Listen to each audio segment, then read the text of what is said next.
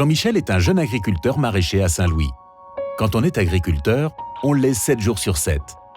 Un travail éprouvant qui nécessite une véritable passion.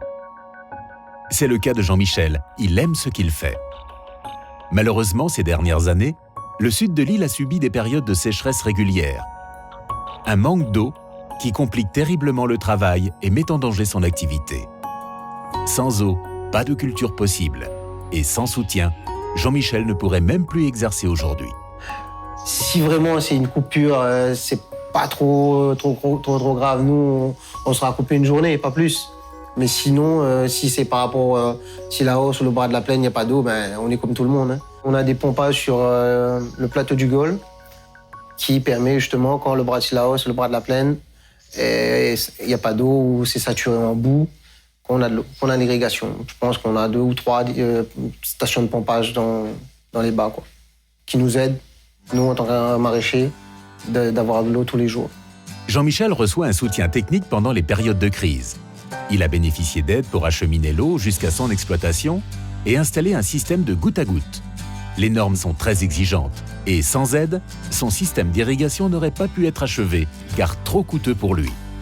Sans les aides, on ne peut pas s'en sortir. Comme je vous dis, si on est installé depuis longtemps, on a la trésorerie depuis longtemps, on peut s'en sortir.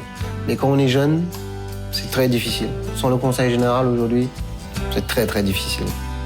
Pour remédier aux problèmes récurrents que rencontrent Jean-Michel et l'ensemble des agriculteurs du Sud depuis plusieurs années, le département a lancé un gros chantier pour créer une interconnexion entre le bras de la plaine et celui de Cilaos. Améliorer l'acheminement de l'eau dans toutes les régions de l'île, un engagement du Conseil général depuis des décennies. Des travaux lourds et coûteux, mais nécessaires pour que la population réunionnaise, sans exception, puisse recevoir son eau toute l'année, sans coupure, sans même y penser. Les besoins sont partout, qu'on soit particulier, agriculteur, organisme privé ou public. L'eau, c'est la vie. L'eau est un facteur primordial de l'économie à La Réunion. Et dans les années à venir, l'enjeu de l'eau, sa quantité, sa qualité, seront des thèmes majeurs. Le Conseil général investit depuis des années dans des infrastructures permettant d'équilibrer les ressources partout dans l'île.